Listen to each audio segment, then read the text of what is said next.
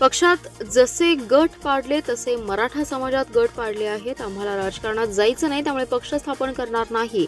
मात्र वेळ आल्यावर सर्व 288 जागांवर उमेदवार अपक्ष उभे करणार असल्याचे मराठा संघर्ष योद्धे मनोज जरांगे पाटील यांनी सांगितले।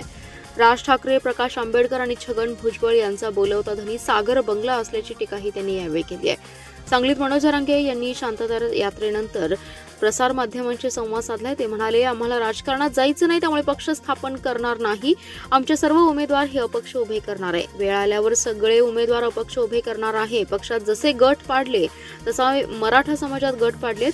विदर्भ, मराठवाडा, कोकण, पश्चिम महाराष्ट्र, मराठा असं निर्माण केले आहेत, पण मराठा एक आहे।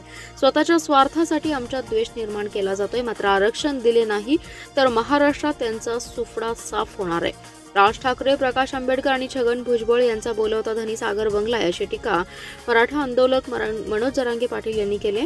तसेच आरक्षण न दिल्यास आता सर्व ठिकाणी अपक्ष उमेदवार उभे करणार असल्याचा निर्धार त्यांनी व्यक्त केलाय।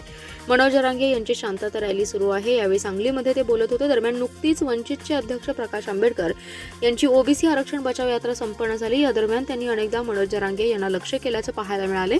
त्यानंतरच आता फडणवीस त्यांचे बोलवता धनी असल्याचा आरोप जरांगे यांनी केलाय।